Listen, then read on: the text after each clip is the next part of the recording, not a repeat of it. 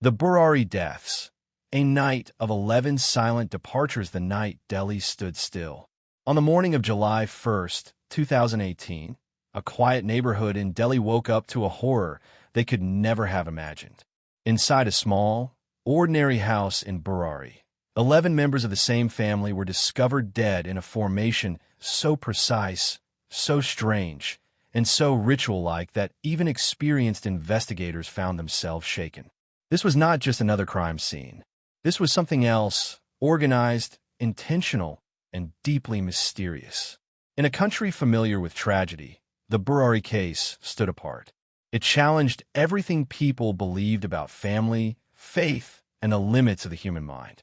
Even years later, the event remains one of India's most unsettling unsolved mysteries. This is the story of what happened inside that house.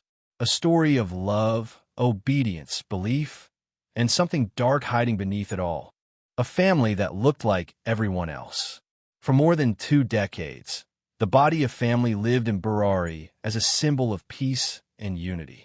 Their grocery store served the community, their plywood business thrived, and their home was always filled with activity.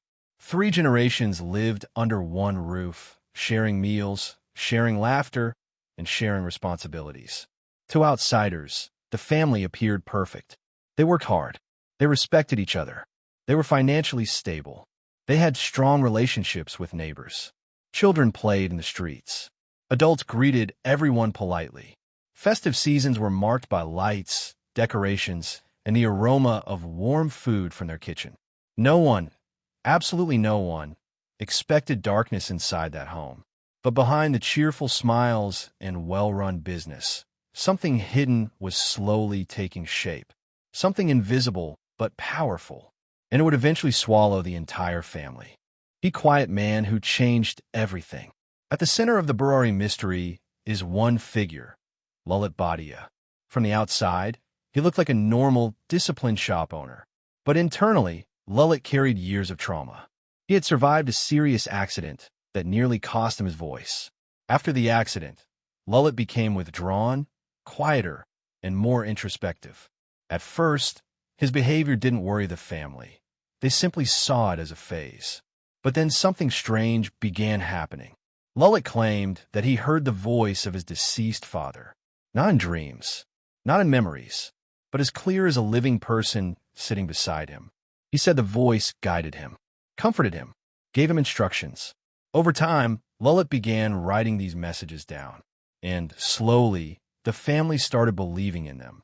What began as one man's hallucination gradually became the guiding force of an entire household. The beginning of the diaries. Inside the Burari home, investigators later found something chilling. 11 years' worth of diaries, stacked carefully, each filled with daily entries. At first glance, the diaries looked like harmless spiritual notes.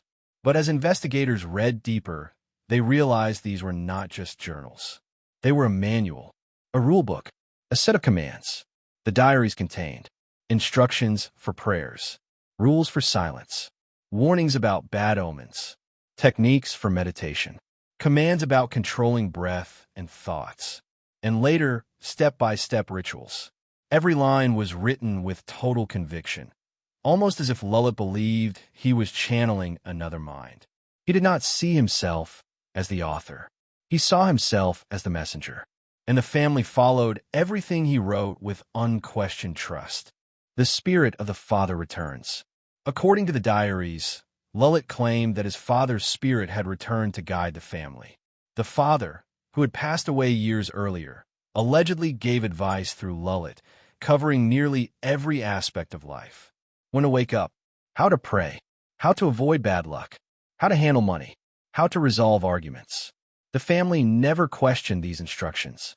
Lalit was soft-spoken, intelligent, and deeply respected. If he said the father was guiding them, then it was believed. Slowly, the entire household was shaped by this unseen presence. A presence that seemed protective at first. A presence that promised success and good fortune, but one that would eventually lead them down a path of no return. The more they followed Lalit, the more dependent they became on the diaries. And the diaries were becoming darker. The preparation for something big. Around mid-2018, the diaries began to change in tone. The instructions became more specific, more urgent, and more ritual-like. The family was told to practice controlled breathing, perform group meditations, stand in certain formations, tie their hands loosely during prayer, blindfold themselves during certain exercises, control their fear. According to the diaries, these rituals were not harmful. They were described as spiritual exercises meant to purify the mind and strengthen the soul. The family believed they were preparing for something positive, a spiritual transformation, a test that would bring blessings. But they didn't realize that the final test would be fatal. The final night begins. On the night of June 30th, 2018, the family appeared calm. They cooked dinner. They spoke normally. They planned the next morning's business. The youngest children played before bedtime. Nothing looked unusual. Late that night, one by one, they followed the final instructions from the diaries. The children did as they had been taught. The adults participated willingly, without fear. Inside the house, 11 people began preparing for a ritual that they believed would not harm them. Stools were arranged. Ropes were tied. Eyes were covered. Hands were bound, loosely, not tightly. And each person took their position in silence. There was no panic, no struggles, no attempt to escape. They trusted the process completely. They believed the ritual would bring them salvation. What happened next remains one of the most haunting images in Indian history. The discovery. The next morning, a neighbor arrived to open the shop, but found the store still locked. This was unusual.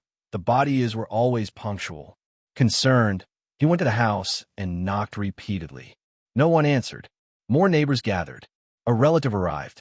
The door was opened, and inside, the sight that awaited them froze their blood. 11 members of the family were hanging in a specific formation, arranged like a ritual circle.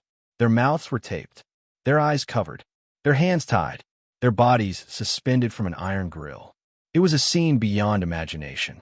Police officers who entered the home described it as something they had never seen before. This was no ordinary tragedy. This was something deeply planned, deeply structured, and deeply disturbing.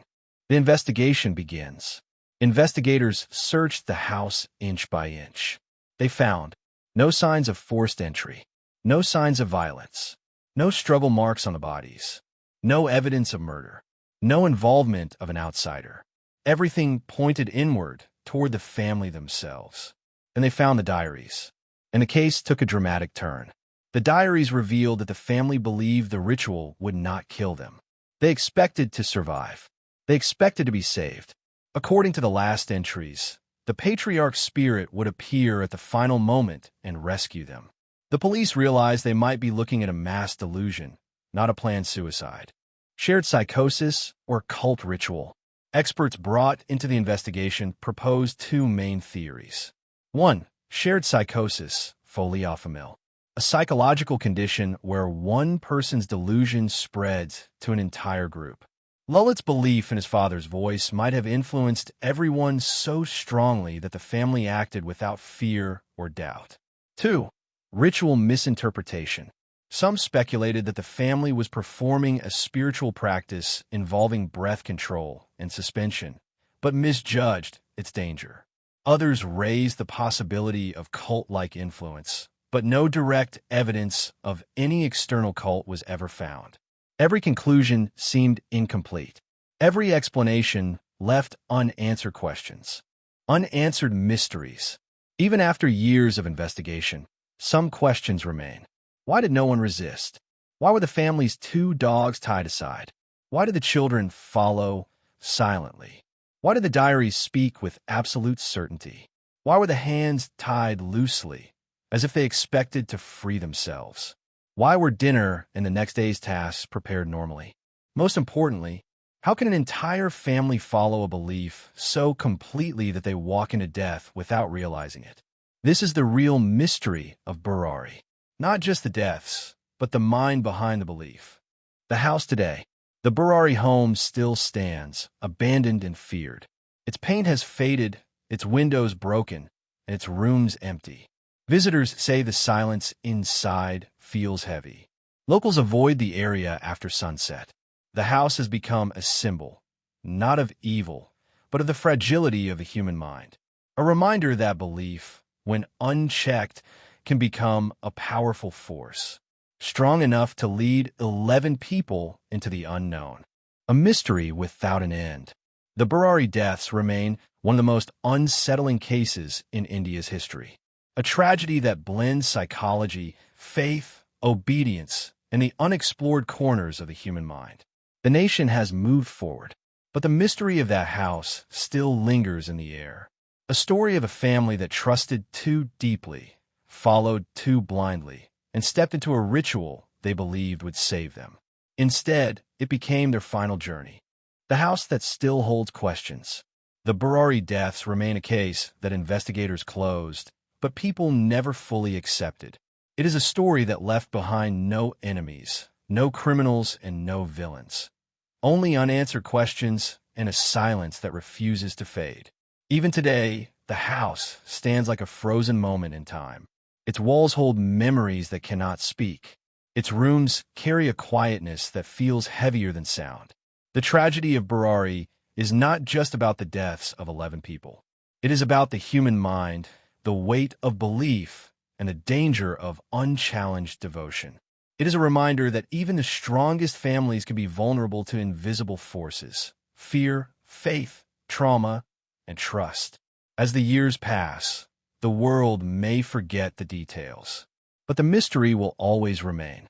A case without a true ending, a story without complete answers. A reminder that sometimes the scariest mysteries happen not in haunted houses or dark forests, but inside the minds of ordinary people.